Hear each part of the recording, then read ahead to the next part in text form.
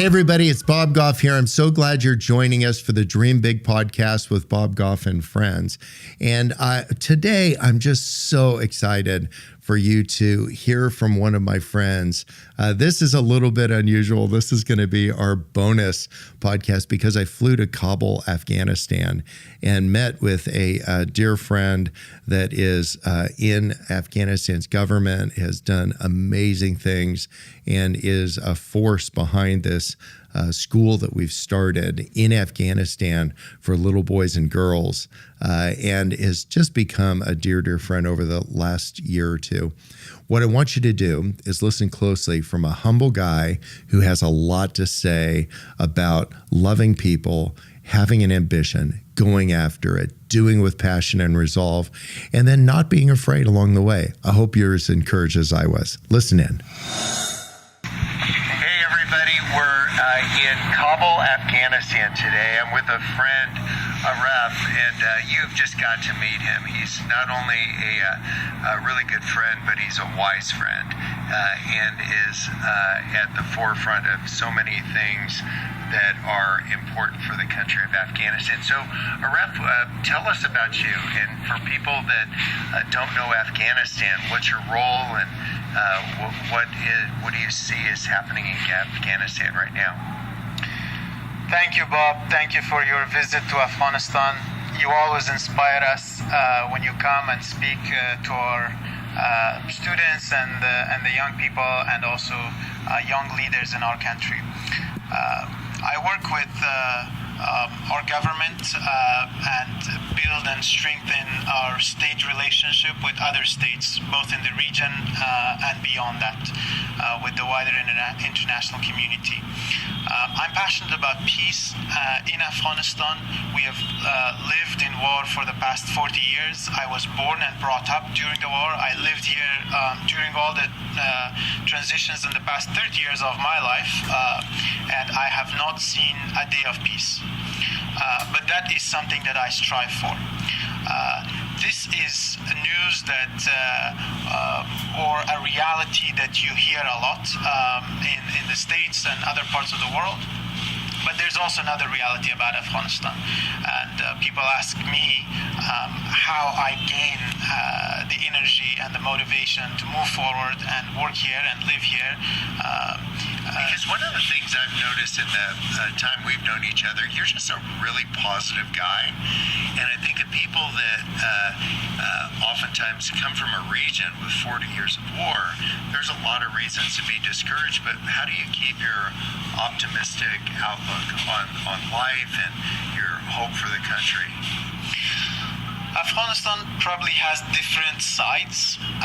One side is the war, and that is a reality, and we should not deny it. But there's also another reality to Afghanistan that is reflected mostly in the young generation that you see. Afghanistan is mostly a young country in terms of age. These are people who were born and brought up, like I said, during the past 40 years of war. And they have different ambitions. They want peace. You just look at university students, for example. I try to spend as much time as possible with these people, and you see change happening in front of your eyes, and that gives you motivation. You work with kids and they learn something, you see that they change the next day, and that gives you motivation. I see the potential in our people, in our country, and I see the reality of our country. The reality of our country is not war. This is what's happening right now, but that's not who we are. We're not a people of war, but we are a people of peace. You've seen it. You will travel to different provinces and you will see more people from different backgrounds. You will see that they will welcome you, they will love you, they will want to build a relationship with you. Even when you go back to the United States, people will not forget you. They will send you emails, they will follow you on Twitter, they will send you messages us on Facebook. It's been great. All of that. We've been doing a couple Dream Bigs here in Kabul. We've done it twice now. We just finished one today, and the students are just so full of hope. When you think of their ambitions for the future, it's just they want to change the country. They want to bring peace. They want meaningful jobs. They want great families. Yet they're in an area that is not secure. And so one of the questions that was kind of telling, we said, so where do you want to be in 20 years? And a few of them said alive. And it was really, that felt so poignant to me, that to live in an area where there are a lot of just risks and insecurity. You, again, have navigated that with confidence and poise and a sense of hope. And where's that coming from? I live with a vision. I see past through what we are going through right now. I can see what Afghanistan could look like. That is not the reality right now, but can become the reality. And we don't have to wait long. This reality will happen during my lifetime. And the hope that I have, I usually say, in this, I believe, is based on evidence. It's not just baseless hope or just optimism, but it's based on evidence. You just look at the past 18 years. You see how far we have come as a nation. You look at 2001, we had less than 1 million students at our high schools across the country. Right now, we have over 8 million kids registered, enrolled in our schools, with about 40% girls. In 2001, no girls. Now, with 40% girls. This is a huge change. In the same way, you look at our universities. In 2001, we had about 10 universities, all public, each of them with an average of about 1,000 students, all men. Today, we have over 400,000 university students registered right now inside Afghanistan, with 35% female, and hundreds of them, actually dozens of thousands of them, are going to universities in the neighboring countries, in Europe, in North America. This is change. This is what gives me hope. This is what the true Afghanistan is. And I know, I have seen it in front of my eyes. I lived during the Taliban time, and I've lived after that inside Afghanistan. I can see the change. I am the change, actually. You are. And that gives me hope. I can see that we do have the potential to be and live and work just like anybody else on this planet. Okay, I got a question. Why in the world did you take my phone call? Because I was trying to find somebody in Afghanistan, because I read about what was going on, and I thought, we love building schools for kids, but my problem was I didn't know anybody from Afghanistan, and then I met you. But I think that must have taken some courage to say, there's some enthusiastic guy on the other end of the phone, and he said he'll actually come. So tell me about that. What was it like from your side of the phone? I think, first of all, we were meant to meet. I agree. And so I'm glad to meet you. Second, you are an adventurous person, so am I. Yeah, that's right. A trusted friend, mutual friend, introduced us. To be honest with you, I did not believe what you said to me on the phone. When I first called you, you said, let's do it. I was really nervous. I thought this may not be true, and I couldn't believe what I was hearing. So when our phone ended, I think I waited about 3 or 4 months before I got back to you, because I really didn't think that you would, from all the way from the United States, have never been to Afghanistan, would decide to come here all of a sudden. In this situation, when most people from the international community have left Afghanistan since 2014, it's very difficult to get people to come here. And when you said you want to come here, visit, and just right away begin things, it was difficult for me to believe you. But I'm glad I did, and came back to you and presented a proposal, an idea, and you liked it, and I was encouraged. I said, okay, this is one step at a time. We got introduced. He liked the idea. He says he wants to come. I'm happy to help you with the visa wherever you are in the world. We'll get our embassies to issue the visa as soon as possible, get you here. We'll prepare whatever we can for you here, help you, so you can just get to the country and see the people. And once you come here, just like a lot of other people, you will fall in love with the people of Afghanistan. Totally. That was the easiest courting that ever happened. That you, while there's some insecurity in the region, the heart and the hope, and then seeing the faces of little kids, and you and your amazing wife have taught us so much. We became your students as well. Oh, thank you. So the idea was start a school, and Yes. for people listening, you might have an ambition. Maybe it's start a school, maybe it's start a business, whatever it is. Just want to encourage you to reach out to somebody. We weren't friends before, but now we're fast friends, and then not just to agree and have conversations about whatever the topic of the day is, but to actually do something together. Take that first step, and I feel like that sealed our friendship when we actually started doing it. Like, you ended up renting a beautiful house. We painted it pink. Yes. And now it's just loaded with little boys and girls that are learning how to read and write. And it just, for those of you that are listening that are on the edge, like, should I start it? Should I not start it? Just start it. And you don't have to go across an ocean. Go across the street and start it. But do something. Just don't take what you, say that you believe. Just go do what you believe, and then go find a couple good friends along the way to do it with you. Yes.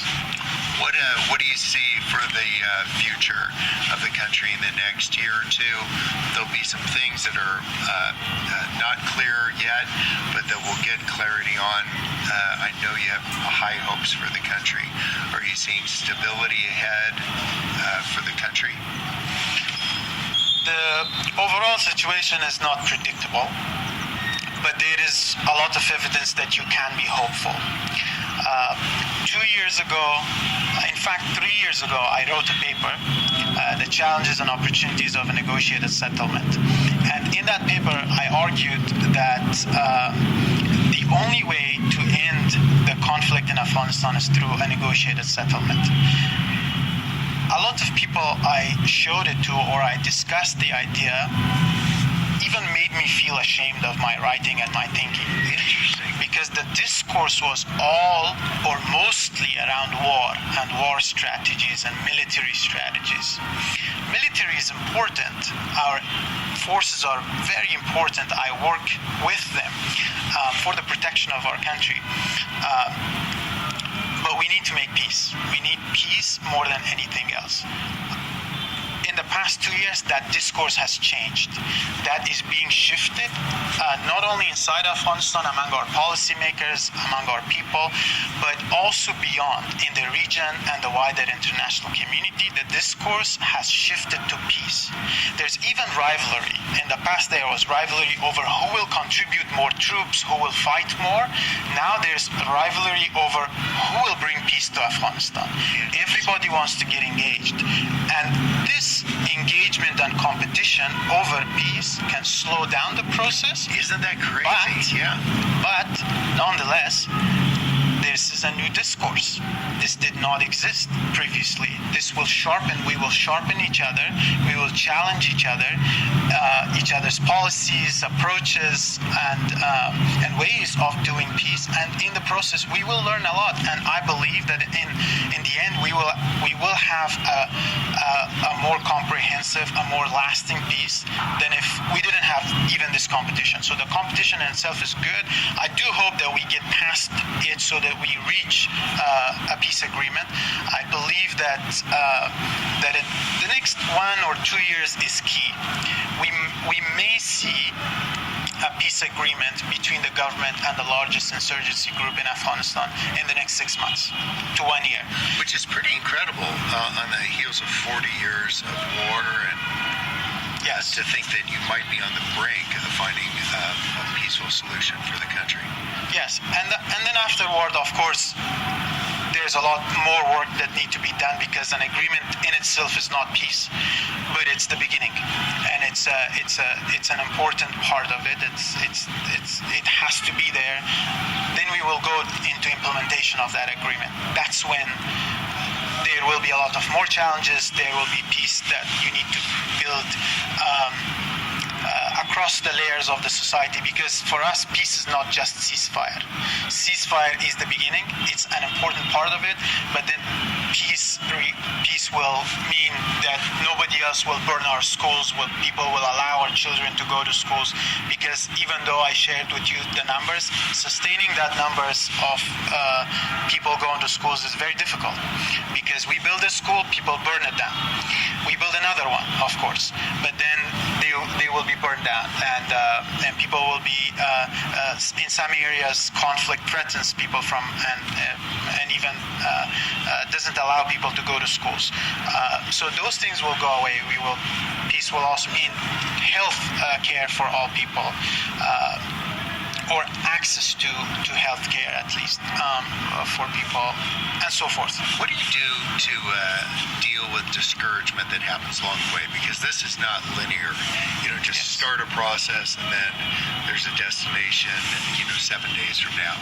It's a process that has some ups and has some downs. But personally, how do you stay encouraged as a man that wants to bring peace, but you're at the epicenter of a lot of competing interests all the time?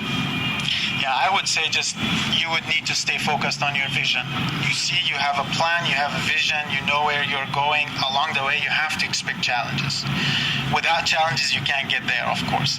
And you predict the challenges. You don't go blindsided. You know that there will be challenges. Plan around them. See how you are going to address those challenges, because when you meet them, you will not be surprised. You know that these challenges are coming your way. Then you just deal with them, and you got to get past them. And then new challenges. Most of them you can predict. One of the things that I've just so respected in you as a man of peace, and you're also a man with a great reputation. People see you, and you're known at the city gates as a guy that can be trusted. And I think that's something that we all aspire to.